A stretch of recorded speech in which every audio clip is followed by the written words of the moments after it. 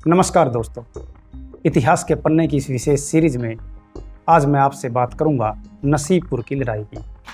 नसीबपुर की लड़ाई 16 नवंबर सन 1857 ईस्वी को रेवाड़ी के राव तुलाराम, मेरठ के बागी सरदार राव किशन सिंह, राव गोपाल देव, हिसार के शाहजादा आजिम, झज्जर के समद खां व जोधपुर की एक बागी टुकड़ी व ब्रिटिश कमांडर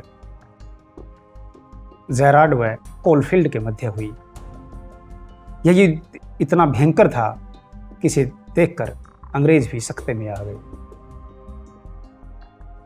बात उस समय की है जब सन 1857 की क्रांति के दौरान जिन रियासतों व राजाओं ने ब्रिटिश हुकूमत की मदद नहीं की और वो क्रांति में बढ़ चढ़कर हिस्सा ले रही थी, तो क्रांति के शांत होने के बाद ब्रिटिश हुकूमत ने उन सब के लिए युद्ध छेड़ दिया और अलग अलग जगहों पर उन सभी राजाओं और रियासतों के खिलाफ बड़े सैनिक कार्रवाई की गई। सबकी रियासतें कम कर दी गई या घटा दी गई या बिल्कुल अपने अधीन ले ली गई। और जिन राजे रजवाड़ों ने ब्रिटिश हुकूमत की मदद 1857 ईस्वी की क्रांति में की थी, उनको उपहार स्वरूप उनकी रियासतों में वृद्धि की गई।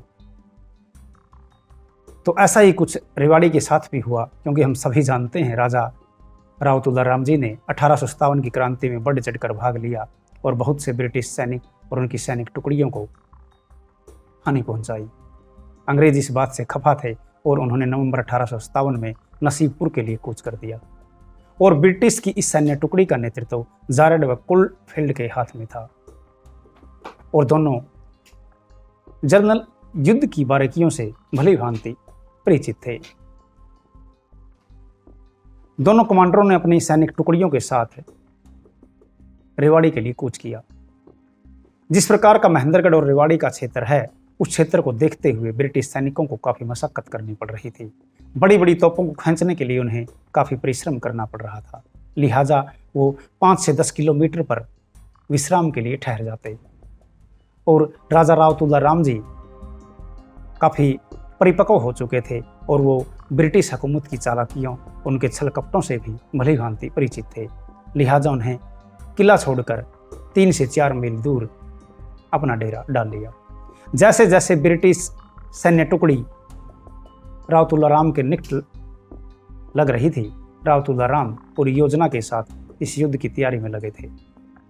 बताया जाता है कि नसीबपुर गांव के पास जैसे ही ब्रिटिश सैन्य टुकड़ी पहुंची, राव तुलाराम जी ने अचानक उन पर आक्रमण कर दिया और यह आक्रमण इतना भयंकर था कि अंग्रेज सैनिक कुछ समझ ही नहीं पाए और उन्हें इस हमले में काफ़ी नुकसान सहना पड़ा। उनको बुरी तरह से काट दिया गया और एक प्रकार से उनका हौसला पस्त हो गया। लड़ाई के दौरान ही भीड़ में से एक गोली कमांडर जेरार्ड को आ लगी और वो मौके पर ही ढेर हो गया। राव तुलाराम का पलड़ा भारी हो चला था, लेकिन अचानक जनरल कोलफील्ड ने इस लड़ाई का नेतृत्व संभाल लिया और वो राव तुलाराम जी, राव किशन सिंह जी, राव गोपाल देव, शाहजादा आजिम व समद खां की सैन्य टुकड़ियों के ऊपर टूट पड़े। अंग्रेजों का यह हमला इतना भयंकर था कि बहुत से सैन्य कमांडरों को अपनी जान गंवानी पड़ी। राव किशन सिंह, राव गोपाल, समद खां व शहजादा आजिम इस लड़ाई में वीरगति को प्राप्त हो गए, लेकिन अपने पीछे एक लंबी चौड़ी बलिदान, शौर्य और पराक्रम की विरासत छोड़ गए। इस जंग में राव तुलाराम जी बहुत निखर कर सामने आए और उनकी प्रसिद्धि बहुत दूर तक गई। बेशक इस जंग में राव तुलाराम, राव किशन, राव गोपाल देव व शहजादा आजिम जैसे लड़ाका बहुत शौर्य और पराक्रम से लड़े, लेकिन उनकी हार के बावजूद भी इसमें इतिहासकारों को उनकी जीत दिखाई दी। राव तुलाराम जी 14 वर्ष की आयु में इस गद्दी पर बैठे थे और मात्र 38 वर्ष की आयु में उनका सन 1863 ईस्वी में निधन हो गया।